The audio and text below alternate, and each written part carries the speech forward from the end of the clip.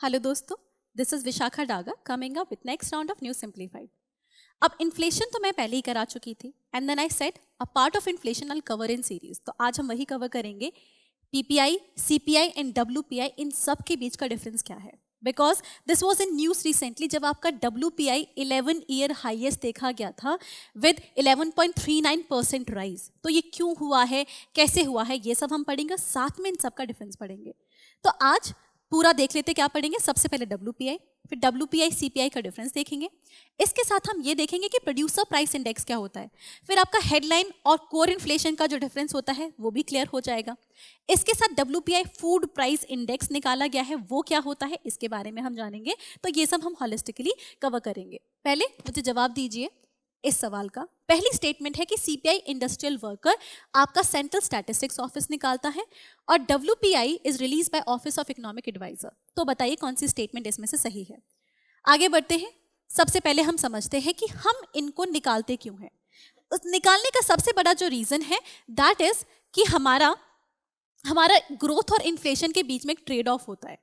सबसे पहली बात, कुछ इन्फ्लेशन चाहिए होती है ग्रोथ के लिए। जैसे अगर 2% प्राइस राइज कर रही है या 3% अगर प्राइस राइज कर रही है, इसका मतलब है लोगों के अंदर परचेसिंग पावर बढ़ रही है, लोग ज्यादा खरीदेंगे तो प्रोड्यूसर सोचेगा अपनी प्रोडक्शन कैपेसिटी बढ़ा देता हूं, इसीलिए क्या होगा, इकोनॉमिक ग्रोथ होगी। तो थोड़ी इन्फ्लेशन ग्रोथ को फेवर करती है, बट एक मिनट के बाद ये हमारे लिए डिफिकल्ट हो जाता है। इमेजिन अगर इन्फ्लेशन 10% है, 10% का मतलब क्या है, मनी की वैल्यू बहुत कम हो रही है। मैंने समझाया था लास्ट टाइम मनी की वैल्यू कैसे कम हो जाती है।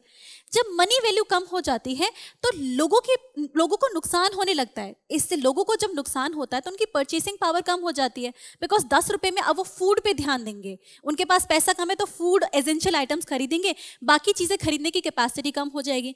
कैपेसिटी कम हो जाएगी तो प्रोडक्शन आपकी कम हो जाएगी ना। एक्चुअली तो उनकी परचेसिंग पावर इरोड हो रही है क्योंकि उनकी वैल्यू ऑफ मनी कम हो रही है। पहले वो 10 रुपए में ज्यादा चीजें खरीद पाते थे, अब नहीं खरीद पा रहे तो खरीदेंगे नहीं, तो ग्रोथ कम हो जाएगी।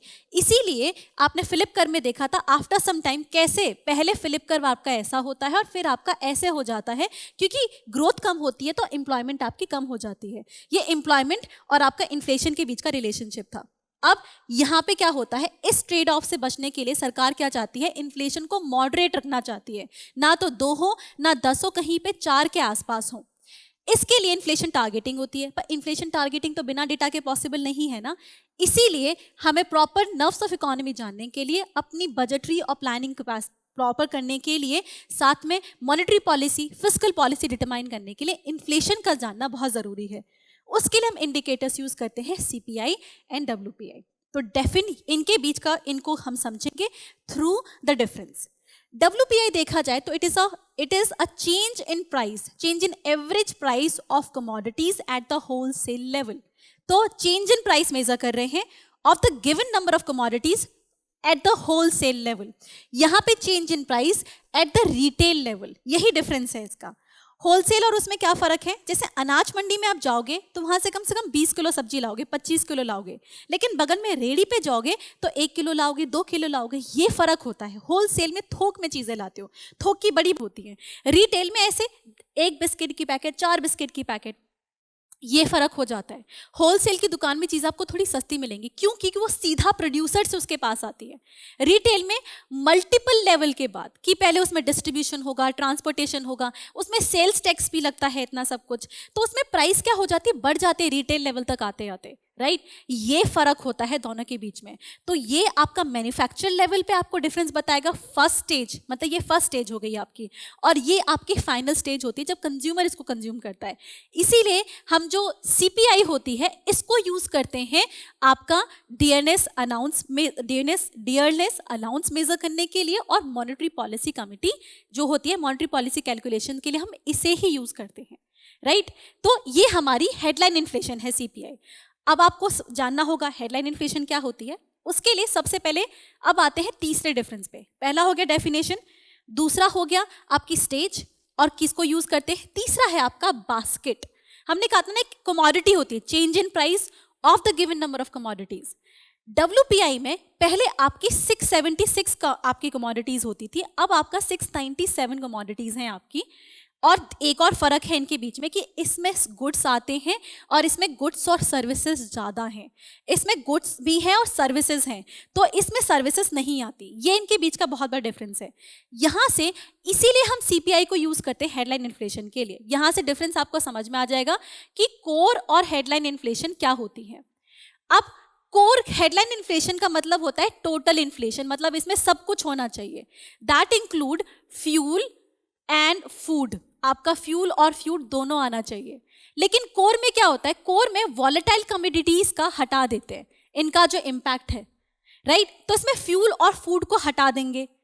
लेकिन हेडलाइन में क्या होता है, ऑल इंक्लूसिव होना चाहिए। अब मुझे देखो जरा, डब्ल्यूपीआई में सर्विसेज नहीं है, इसमें सर्विसेज भी है, तो सीपीआई ज्यादा इंक्लूसिव हुई ना, ये टोटालिटी को रिप्रेजेंट करती है। इसीलिए 2014 में सीपीआई को हेडलाइन इन्फ्लेशन डिक्लेयर कर दिया था, क्योंकि इसमें फ्यूल भी है, फूड भी है, सर्विसेज भी है, और फूड का परसेंटेज देखा जाए तो यहाँ पे 45% है, जबकि इसकी जो बास्केट में प्राइमरी आर्टिकल 22% है, सेकेंडरी आर्टिकल 13 है, और मैन्युफैक्चर आपकी 64% है।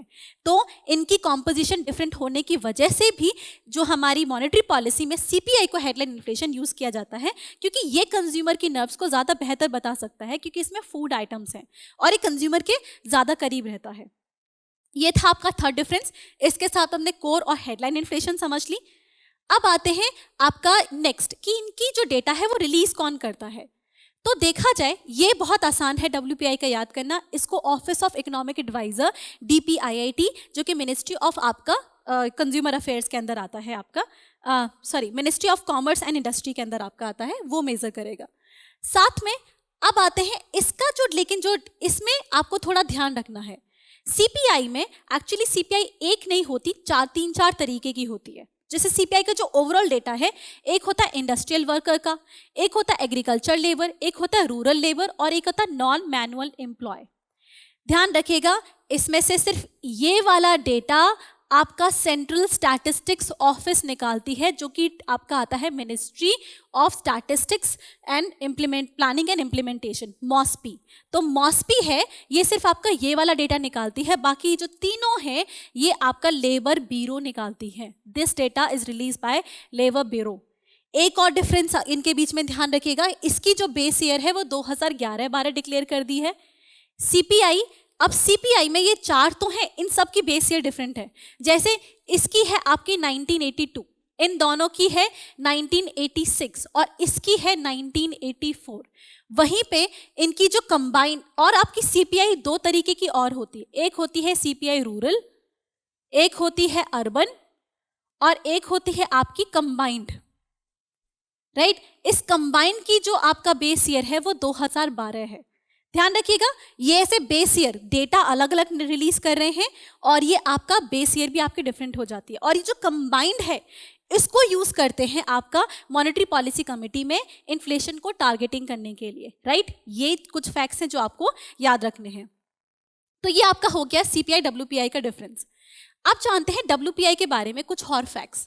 जैसे डब्ल्यूपीआई को पॉइंट टू पॉइंट मेजर किया जाता है। इसका मतलब अगर 14 जून 2017 को डेटा निकला है, तो अगला डेटा कब निकलेगा, 14 जुलाई 2017 को। एक महीने का आपका गैप होता है, तो 14 हर 14th ऑफ द मंथ को हम निकालते रहते हैं, 2 हफ्ते का गैप होता है। पॉइंट टू पॉइंट, जिस महीने जिस डेट को पिछली निकला था उसी डेट को अगले महीने हम निकाल देते हैं, और ये मंथली होते हैं। ये भी आपका मंथली डेटा निकाला जाता है सीपीआई का। साथ में सीपीआई में कुछ चेंजेस किए गए थे 2017 में। जैसे अब अरिथमेटिक मीन यूज करते हैं, ज्योमेट्रिक मीन यूज करते हैं, पहले अरिथमेटिक मीन यूज करते थे। साथ में इसके साथ है डब्ल्यूपीआई फूड इंडेक्स निकाला गया 2017 में। इसमें क्या होता है, आपने डब्ल्यूपीआई की कॉम्पोजिशन देखी थी, तो हमने क्या देखा था इसकी कॉम्पोजिशन में, हमने देखा था इसकी कॉम्पोजिशन में कि प्राइमरी आर्टिकल्स 22% हैं आपके। डब्ल्यूपीआई फूड इंडेक्स में आपका फूड का जो कॉन्ट्रीब्यूशन होता है वो हो जाता है आपका 25%, ठीक है। ये एक मेजर डिफरेंस होता है जिसको हम ध्यान रखते हैं, ओके। तो ये 25% हो जाएगा। फिर आपका कोर डब्ल्यूपीआई इन्फ्लेशन में बता चुकी हूँ। फिर एक और चेंज जो इसमें किया गया था वो ये था कि जो नेक्स्ट सीरीज ऑफ डब्ल्यूपीआई है उसमें इनडायरेक्ट टैक्सेस आपके नहीं होते। इनडायरेक्ट टैक्सेस अब आपके नहीं हैं, जीएसटी वगैरह। नाउ इसके साथ क्या होता है, इसके साथ आपका डब्ल्यूपीआई पीपीआई के पास आ जाता है।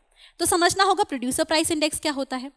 Producer price index measures the change in price level of commodity at the last stage of production. Right वहां पे आप बिल्कुल मैन्युफैक्चरिंग स्टेज में थे ना, इसका डिफरेंस ये था ना, मैन्युफैक्चरिंग स्टेज है, तो जब मैन्युफैक्चरिंग से सीधा बाहर निकलते हैं तब आप इसमें मेजर कर लेते हैं। तो ये आपका मतलब इमेजिन कीजिए कि ये आपका कॉटन था, कॉटन से आपका यहाँ पे थान बना, थान बनने के बाद आपका अब ये आपका शर्ट्स बन गई, और ये शर्ट्स के बाद आपके होलसेल शॉप पे चली जाएंगी, होलसेल के बाद आपकी जाती हैं ये रिटेल शॉप पे। तो यहाँ पे होलसेल लेवल पे आपका WPI मेजर होता है, तो इस लेवल पे आपका PPI मेजर होगा। ये यहाँ पे last stage of production, right यहाँ पे जो प्राइस लेवल है उसको, इसमें क्या होता है, इसमें आपके टैक्सेस नहीं होते, जैसे सेल्स टैक्स वगैरह, इनडायरेक्ट टैक्सेस नहीं आएंगे, ट्रांसपोर्टेशन कॉस्ट नहीं होगा आपका, सब्सिडीज का इफेक्ट नहीं होगा। तो इसका इसीलिए इसको मेजर किया जाता है, क्योंकि इसका फायदा ये होता है क्योंकि PPI के केस में आपका इम्पैक्ट ऑफ अदर फैक्टर सबसे कम होता है। तो अगर हमें इन्फ्लेशन कंट्रोल करनी हो तो सीधा यहाँ कर सकते हैं, यहाँ पे हमें पता चल जाएगा कि इन्फ्लेशन होना है नहीं होना, तो फर्स्ट स्टेज पे आप जाके रोक सकते हैं। इसीलिए कहते हैं WPI इंडिया में होना चाहिए, जो कि अभी हम नहीं कर रहे हैं। रिसेंटली अभी देखा गया है कि हमारा जो WPI है वो 11.39 हो गया है। अब इसका रीजन जो माना जाता है वो सबसे बड़ा रीजन है इसमें फ्यूल प्लस फूड, राइट मैंने कहा था ना फ्यूल और फूड दोनों होते ही हैं इसमें। आप फ्यूल और फूड देखोगे तो आप जो सबसे पहले पेट्रोलियम की प्राइसेस देखो बढ़ गई। आप कह रहे हैं ना पेट्रोल महंगा हो गया है, पेट्रोल महंगा होता है तो सारी कमोडिटीज महंगी होती हैं। साथ में आपके essential oil and edible oil, specially edible oil में 35% इन्फ्लेशन देखी गई, इसीलिए आपका WPI इतना ज़्यादा हो गया। इस अब मेरा जवाब दे दीजिए कि CPI industrial worker is release by central statistics office, तो ये आपका गलत हो गया ना, बिकॉज UNME जो आपका जो आपके होते थे सिर्फ वही आपका CSO निकालती थी, जो इंडस्ट्रियल वर्कर एग्रीकल्चर लेवल और जब आपके रूरल लेबर होते थे वो तो आपका लेबर ब्यूरो निकालती है। इसके साथ WPI रिलीज करती है, ये डेटा आपका सही है, तो आपका जवाब हो गया B। तो आपको वीडियो पसंद आई तो मैं लाइक करें, सब्सक्राइब करें, कनेक्ट करें। Current Affairs by Forum IAS is an all-in-one program that covers the dynamic aspect of the syllabus from both prelims and mains perspective. Last year, we have helped more than 100 students crack IAS with our current affairs classes.